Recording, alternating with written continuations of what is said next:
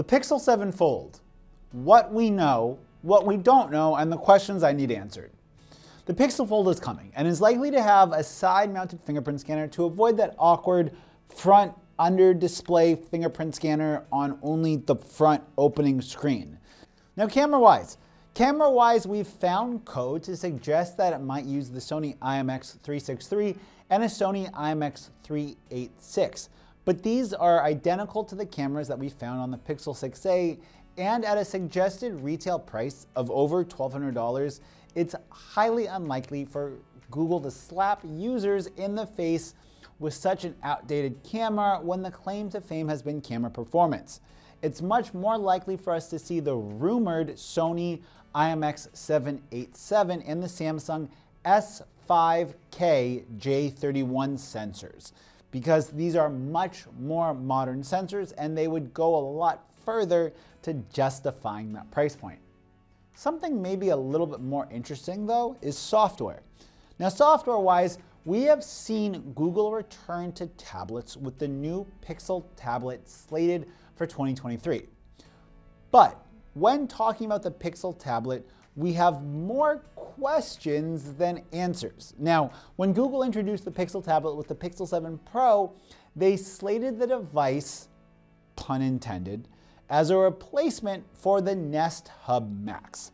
And while the Pixel tablet makes a lot of sense for a Nest Hub replacement, I'm not sure how this software experience is going to translate into a foldable device. See, let me explain. It seems like Google is pushing their upcoming tablet as a media consumption smart home portal, and that comes down to purely software.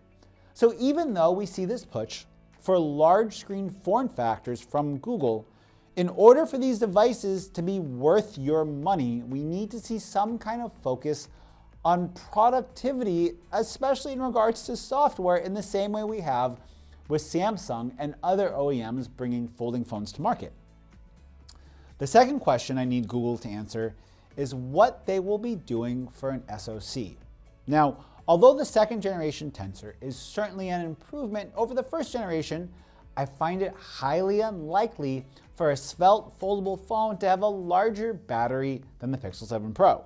And while the Pixel 7 Pro has had great battery life, I'm afraid that a smaller battery and two high refresh rate displays are going to leave most users wanting for better battery life. That said, I don't know what kind of justification Google could have for their foldable device unless users are getting something that can justify the cost of one device being more than a Pixel tablet and a Pixel 7 Pro. Because buying each of these devices separately would probably lead to a superior overall user experience. And while I am happy that Google is making a push for large form factor displays, it still seems like they're wanting to use Chrome OS as their large display that runs some Android apps productivity OS.